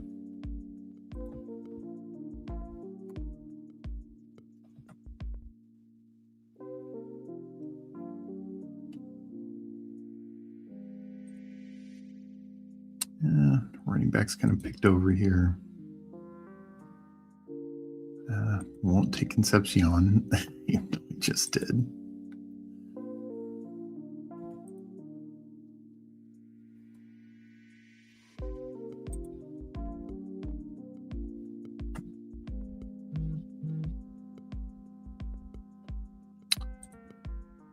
Could go tight end, but I think I'm going to go quarterback and quarterback here.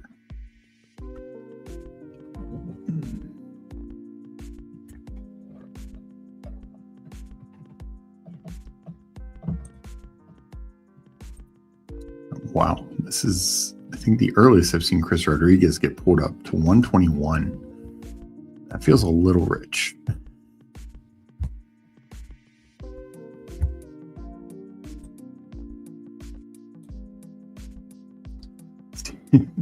Steve pushed in the door was a pool, slapping him into tops. Yeah. That one tilts me. Like I thought, oh, I can get him back. Just 2 picks. That was just dumb on my part. Like I like Kyle Pitts, but it was not something I needed to do.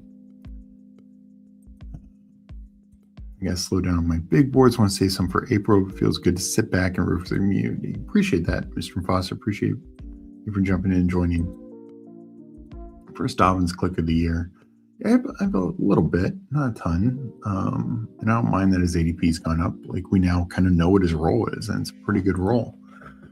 Think about waiting for drafts closer to April's a little higher AP value. That's why I'm trying to get as much as I can now. Yeah, I mean, we're going to start seeing more and more things, and I think you can still be speculative at times and be like, well, this guy won't get too much competition and he's, still going to be a value. But no, I mean, quarterbacks are moving up. Romeo Doubs, he was going 140s a week ago.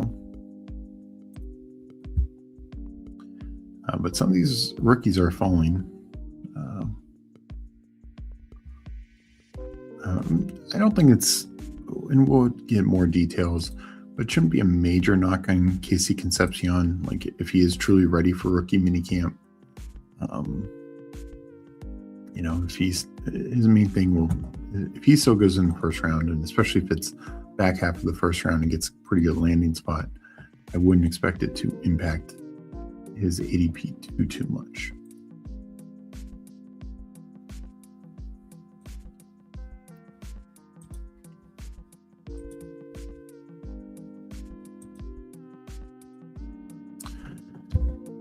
I just wanted to remind everyone again, hit that like button if you haven't already.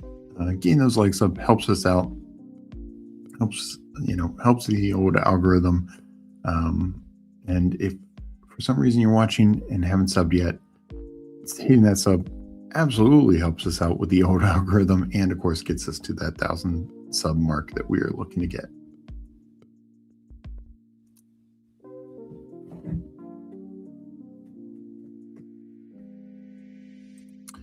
as for this week, I will be back tomorrow doing football, and then afterwards on Whoheim's channel. I need to figure out what Whoheim's and I are going to talk about. I don't think we've figured that out yet. I know he sent me a message, and we need to iron that out. But always good conversation to be had. Let's make this pick here.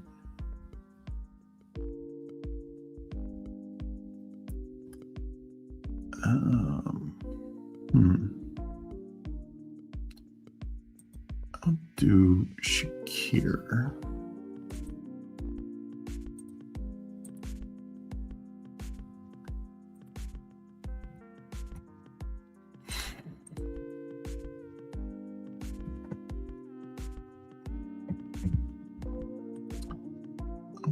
Pull Kelsey here. Just take Kelsey here. How many likes for a third? I don't think I can do a third today. I have to do another video and then write an article and do some other things. So today I won't be able to even attempt a third. Later this week, I'd like to. Still figuring out. I might do baseball Wednesday because that's closing soon, and so maybe I'll do Wednesday. I haven't decided yet. Wednesday I might do a baseball show and a football show. So I need to figure that out. But tomorrow will be football. And then I will be on with Whoheim's afterwards, like always. So unfortunately, not a third one today, Aiden. But I do appreciate you being here, liking this, all the commentary. And we go back to the board. So just let's see the 12 hole. Yeah, it's one quarterback. And he's gone 6 wide receivers. Oh, no. That was, he didn't do 6 wide receivers in a row. He took 4 in a row, then Stafford, then 2 more.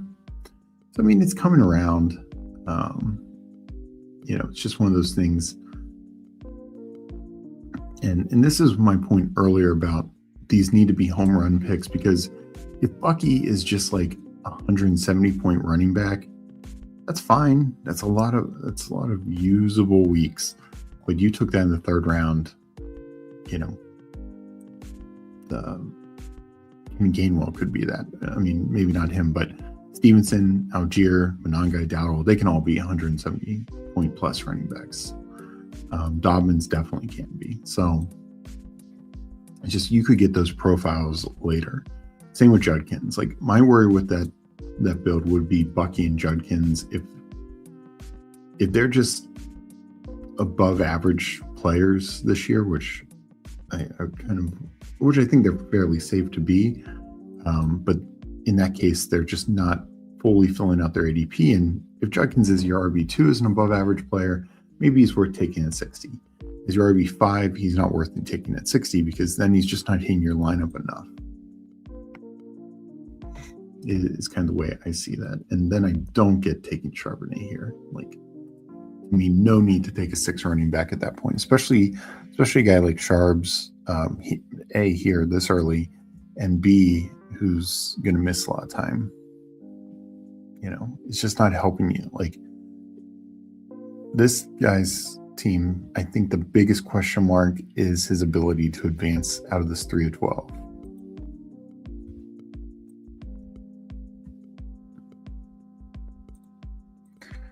Tay snipes me twice. I'll have to look at that after this.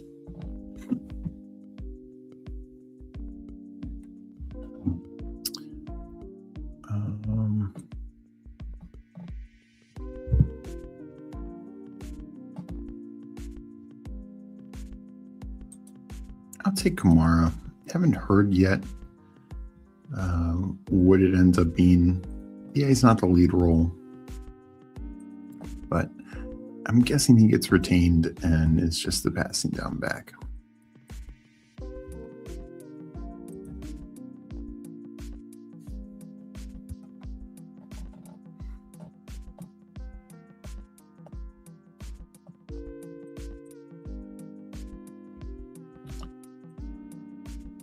So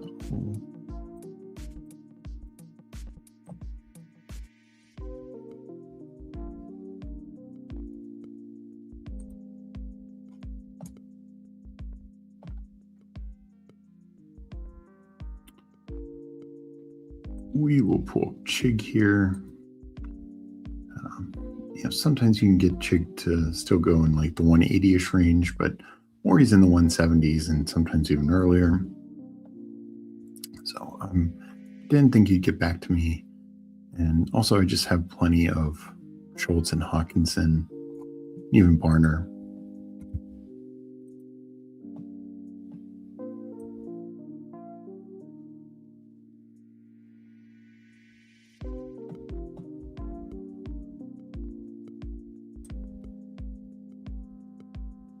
Crossface said he got sniped twice by Tay, so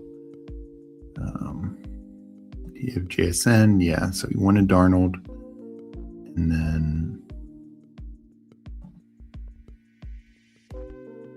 did you have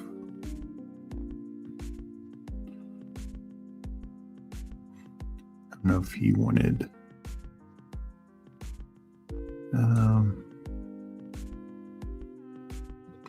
was the other one Brenton Strange? You're hoping Strange would come back to you, or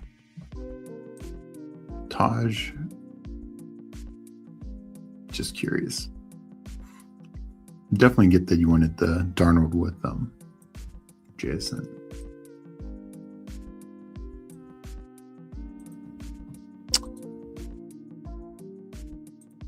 Oh, appreciate that. Sir Brooks, Bucky plus DJ Moore for Loveland in tight end, superflex, low on tight end. So I'd say yes. Tight end premium, I should say, superflex. Appreciate the donation. But yeah, Bucky, you're getting Loveland. It's tight end, superflex, tight end premium, and in superflex. And you said you're low on tight end. I mean, Loveland should be one of the top 5 tight ends for the next 5-10 years even. DJ Moore might have a fine year, but it's probably more in the downhill. I'm guessing you're stronger at wide receiver. Bucky, I don't feel super great about, unless there's like some extra thing for the running backs that I don't know about. No, I think that's fine. I mean, and to me, this is how I'm at. Dynasty trades, not just a scoring system matter, but it's where your team's at and like what you're trying to contend for. Like if you're in a rebuilding mode, a certain trade might have more value than others. But if you feel like tight end is like my weakness, then yeah, you're going to need a good tight end to compete in a tight end premium dynasty. So I think it's a pretty good deal. Assuming that you feel strong enough at running back and receiver. Mahomes. Gotcha. Let's see here. Let's take, if that looks good to me, we'll take Brian Robinson here.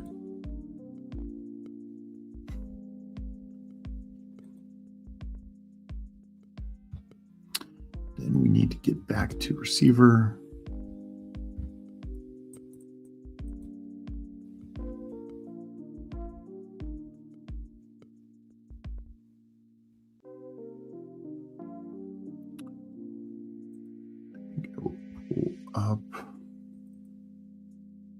Pull up Kyle Williams. I like Flournoy, but let's pull up Kyle Williams. It's a stack. I think he showed a little bit of flash, big playability as a rookie.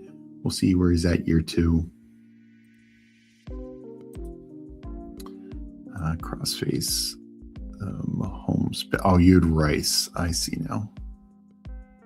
So you got sniped twice at the quarterback position, which is even worse when it's at the same position.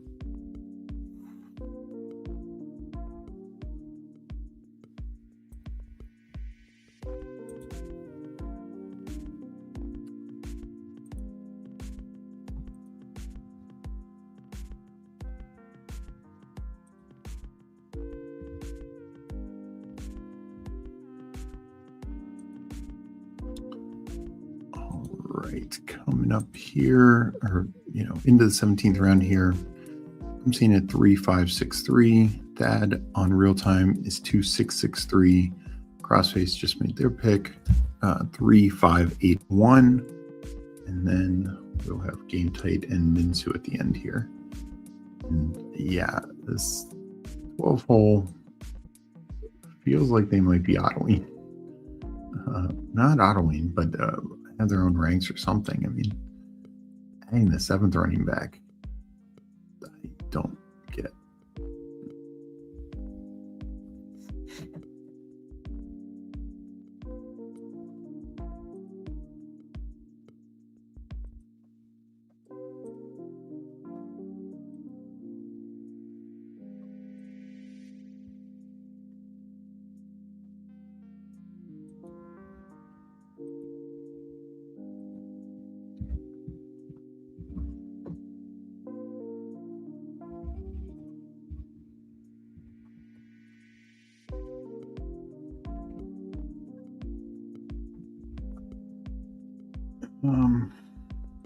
All right.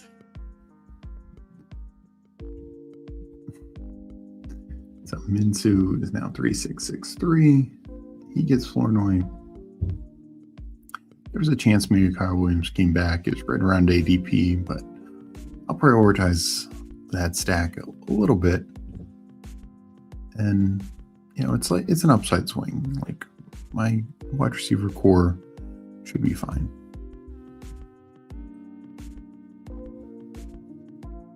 I think when you have Shakir as your 5th, and at 143, and we've seen them slide some in that range, I think that's a great price for Shakir.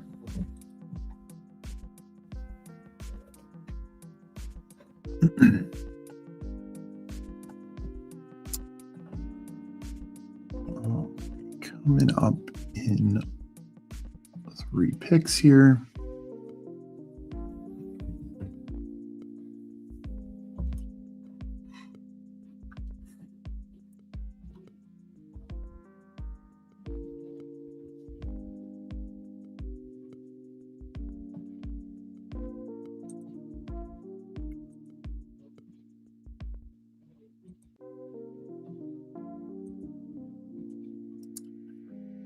Done at tight end, done at quarterback.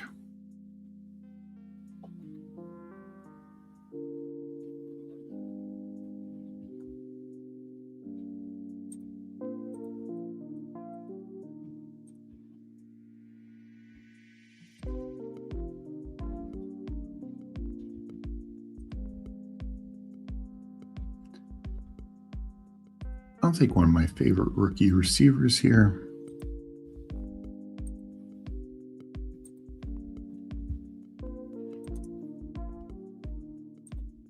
And I'll grab George Holani. Plenty of different things could happen with Seattle.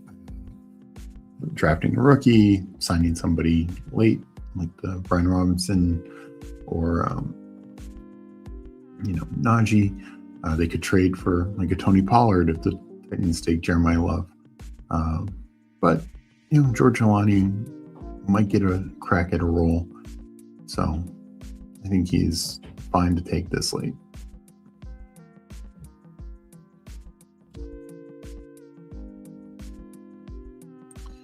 And we're about to get into the 20th round. Crossface grabs Ollie Gordon. That's always a good pick.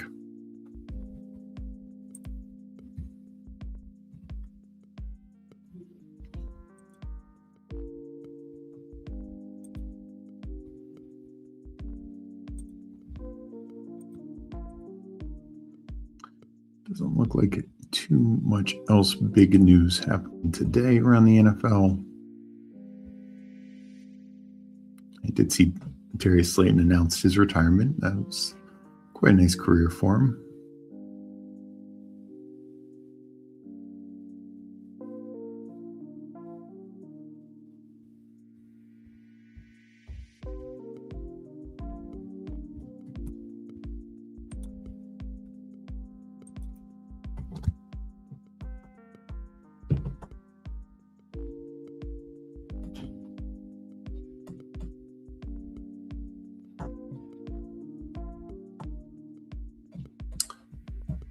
All right. about to get into the 20th round. And then we'll go over my team, Crossface, and Minsu's team. Before we get on out of here.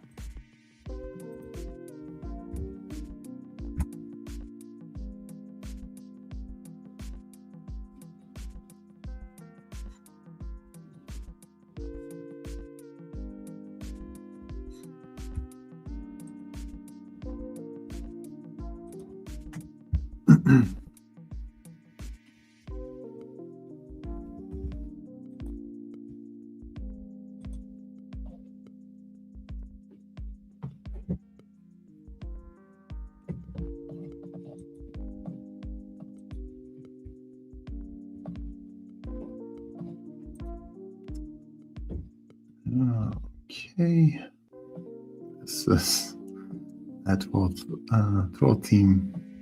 Penix, Tua, and Mac Jones to go for a 4-quarterback, 4-7-7-2 build.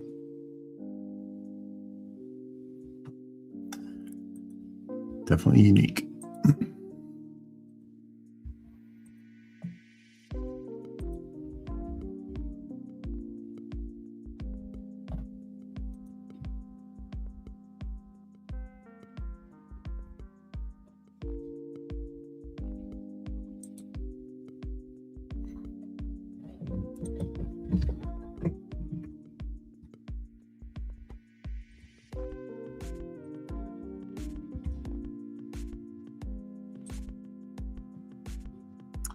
So while Malik Washington's actually here, I'm actually going to go Jalen Tolbert. Small signing by the Dolphins. But I don't think they add too much more. They don't have a ton of money. They could add some draft picks, but Tolbert could carve out a role. It's the one receiver on the team with any size. Not that that's a guarantee he'll do anything major, but as a number 3, as much as Malik Washington's fine, let's mix it up with Tolbert. And then, particularly in this, like, Tolbert might end up 1% drafted, right? So that could make him a very unique piece if he does carve out a role, maybe a red zone role for the Dolphins, and Malik Willis. So I'll go over my team first. Drake May. And then double tapping in this range, Malik Willis, Tyler Shuck. Shuck was a stack at the time. Willis, I backstacked, but not even a priority there. A lot of rushing upside in this quarterback room, a lot of spike week potential. May, I think it's just scratching the surface of his overall potential. And then, Shuck definitely closed strong when he got the job. Gibbs, Chase Brown. So even though Henderson was taken kind of early, definitely to me, this is like a double anchor with Henderson as like my spike week upside play. Alvin Kamara, Brian Robinson Jr., George Nolani. Would have probably liked a more secure 4th back, particularly when Henderson's my 3rd. That's my one, question on this team, but overall I like it. Chris Olave, Devontae Adams, Olave the 1, Adams such a touchdown weapon, DK Metcalf the 1. I like, potential here in Pittsburgh. Wandale, we talked about him a lot earlier. Definitely feels like a top 100 player now. Khalil Shakir, Kyle Williams. I did end up stacking Drake May. I should have taken the Romeo Dubs pick earlier. Do regret that, but overall, like how this wide receiver room turned out. Top 5, through Shakir, very, very strong, and just like some real upside plays here at the end. Finally, tight end room, Kyle Pitts, Travis Kelce, Chig Okonkwo. Pitts, had such a good year last year, comes back, gets Stefanski. I think that could be an upgrade. Probably the true number 2, passing weapon on this team, and him and Bijan are kind of splitting that number 2 role, and both very good at it. Travis Kelce, he returns. Hopefully Mahomes is healthy and they can get back on the same page. They were playing really well before the injury last year. And then finally, Chig, we talked about him earlier, arguably the number one tight end winner. Goes to a situation where he was, kind of splitting the role a bit. Now he should be the clear top pass catching tight end. Washington loves John Bates. But as a pass catching tight end, Chig, I could see having him a career year this year. Next up, we have Crossface. He talked about getting sniped a couple times, but it looks like he still made the most of it. Bo Nix, Jacoby Brissett, Aaron Rodgers, probably needs Rodgers to come back. With Jacoby, not exactly the most secure starter. In fact, I would say we don't even know he's fully the starter. So you probably want Rodgers back, but Nix can be your anchor quarterback. And if Rodgers does come back, I think you're getting value there.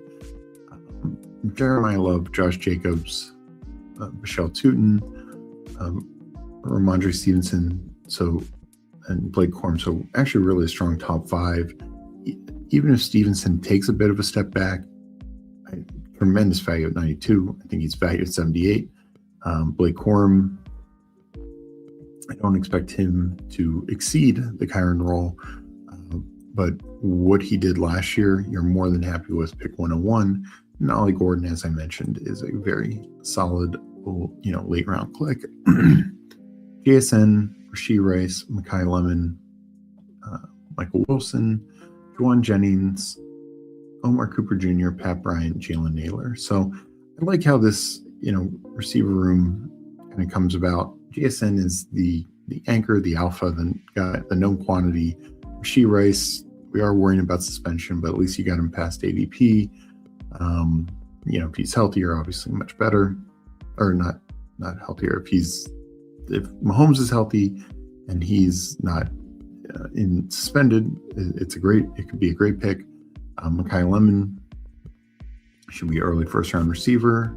Michael Wilson, not my favorite ADP. I think he should go a little later, but I think you want some shares of him. Could be well capable of like 1,000-yard year again. Juwan Jennings, we'll see where he lands, but that's a solid range for him. And then Omar Cooper, Pat Bryant taking some shots on some young guys. Jalen Naylor, potentially a much bigger role. So, you need a couple things to break your way, but that's kind of the name of the game for this right now. And if it does, this could end up being a pretty stacked wide receiver room, depending on some of those landing spots. Dalton Kincaid, Pat Freiermuth, Evan Ingram tied with Bo Nix, Pat Freiermuth tied likely with Aaron Rodgers, and then Dalton Kincaid is kind of like the top tight end. It's Kincaid's your guy, but Freiermuth for sure should get usable weeks, and Ingram. My only worry would be if Denver adds somebody, but again, it's the name of the game we're doing right now is playing with some risk. And as a 20th round click, not a issue at all. Dak, CJ Stroud, Cam Ward, so 3 quarterbacks, Dak kind of early, and then taking advantage of Stroud and Cam Ward, actually both falling. So that feels good. I got some nice value, especially in Stroud, about 20 picks of ADP. Achane, David Montgomery, then kind of, talked about in the chat, kind of waited a while, then hit up Jadarian Price and J.K. Dobbins. Look, I actually like both those ADP values. Then Tyron Tracy a little later, and then finally Isaiah Pacheco. If he gets the number 2 role, could pay off quite nicely. Lamb, Higgins, Emeka Mbuka, DJ Moore, took 4 in the top 5 rounds. Added on Michael Pittman, definitely to me one of the better values there. And then you could just wait and taking shots on Flournoy, also part of a stack, Noel, part of a stack, and then Tez Johnson, who, probably is the Bucs' 4th receiver, but that's a wide receiver room where everyone has injury questions. Tez is fine as a 20th round pick. Jake Ferguson, Dalton Schultz, Gunnar Helm. I'd like that tight end room. Helm with no Chig likely moves up. They've signed some blocking tight ends, but nothing that really should threaten Helm's role.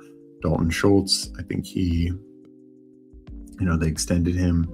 He should be in a pretty good spot. And of course, Jake Ferguson coming off the quality year that he had. So I think that, and of course, both those guys stacked up. Also, actually, all 3 tight ends are stacked up. So that's always fun when you can stack your tight ends as well, especially at cost. Like, you didn't have to do anything crazy to get those stacks. So that's always nice. So good teams. Good luck to everyone in this draft. Appreciate you all for being here. That asking, check mine out. We're only doing 4 reviews on the FanSpeak members drafts. I did like, I just will highlight, you went early tight end, early receiver, but from what I noticed, you were able to pull off a nice little running back room with some of those mid-tier guys. So I think it could pan out. But appreciate everyone for being in here, liking this episode, supporting us in every way you can. Thank you guys so much. I'm going to get on out of here. If you get a chance, if you haven't already, like this episode and subscribe. Leave a comment after, that helps as well. Hope everyone has a great rest of the day. I will be back tomorrow at 1, and then I'll be on with Who Hames after that. Hope you guys have good luck drafting, and if you're anywhere near this rainstorm, hopefully you can stay dry and not have too many issues. I will catch you next time. Hope you have a good rest of the day.